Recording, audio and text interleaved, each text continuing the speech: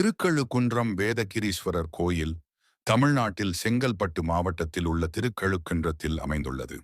இத்திருக்கழுக்கின்ற தலத்தின் மூலவர் வேதகிரீஸ்வரர், தாயார் திரிபுர சுந்தரி.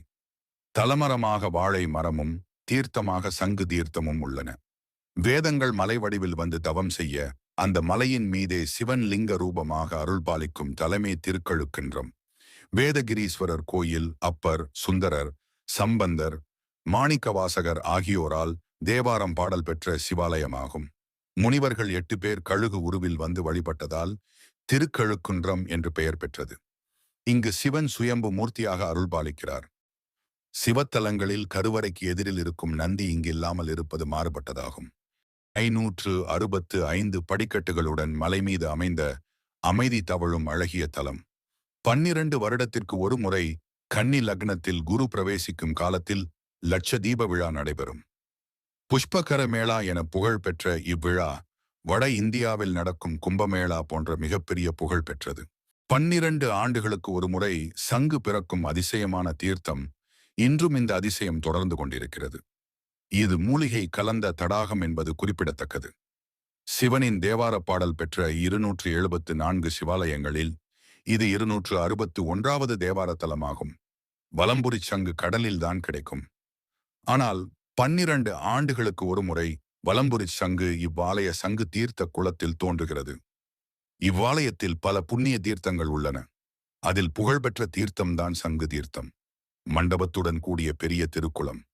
இக்குளக்கரையில் சங்குவன விநாயகர் எழுந்தருளியுள்ளார்.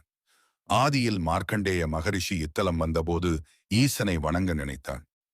ஈசனை அபிஷேகித்து பூஜிக்க பாத்திரம் இல்லையே என இக்குளக்கரை அருகே அமர்ந்து வருந்தினார். அப்பொழுது பெரியதொரு வலம்புரி சங்கு இக்குளத்திலிருந்து மேலெழுந்து அவர் அருகே மிதந்து வந்தது. அதைக் கண்டு மனம் மகிழ்ந்த மார்க்கண்டேயர் அந்த சங்கை கொண்டு ஈசனை நீராட்டி பூஜித்தார். அன்று முதல் 12 ஆண்டுகளுக்கு ஒரு முறை சங்கு தீர்த்தத்திலிருந்து வலம்புரி சங்கு தோன்றி மிதந்து வருவது வழக்கமாக உள்ளது. இதுவரை சிறிதும் பெரிதுமான பல வலம்புரி சங்குகள் தோன்றியுள்ளன. புதிய சங்கு தோன்றியதும் பழைய சங்கை பாதுகாப்புடன் ஆபரண அறையில் வைத்து விடுவார்கள். இப்படி பழைய சங்குகள் இங்கு குவித்து வைக்கப்பட்டுள்ளன. சங்கு தோன்றப் போவதற்கு அறிகுறியாக குளத்தில் நுரை வருவதை காணலாம். மறுநாள் ஓங்கார சப்தம் கேட்கும். உடன் சங்கு வெளிவந்து நீரில் மிதக்கும். தயாராக உள்ள குருக்கள் குளத்தின் நடுவே சென்று அதை எடுத்து வந்து சுத்தப்படுத்தி பொட்டிட்டு பூ வைத்து பின் மேளதாளத்துடன் பக்தவத்சலர் கோயிலுக்குள் எடுத்துச் செல்வார். பழைய சங்கினை ஆபரண அறையில் வைத்துவிட்டு இதனை அபிஷேகம் செய்வார்.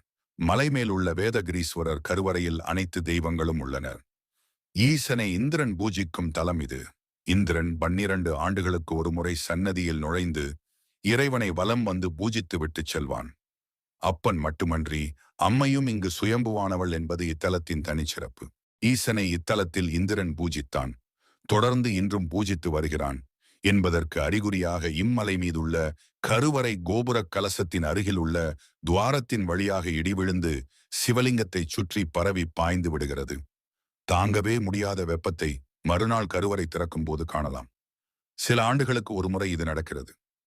12 ஆண்டுகளுக்கு ஒரு முறை குரு பகவான் கன்னி லக்னத்தில் நுழையும் நாளன்று லட்சதீப திருவிழா கொண்டாடப்படுகிறது. அன்று வீடுகளிலும் கோயில்களிலும் சங்குதீர்த்த குளக்கரையிலும் லட்சக்கணக்கில் விளக்குகள் ஏற்றப்பட்டு ஊர் முழுவதும் ஒளி வெள்ளத்தில் மிதக்கும்.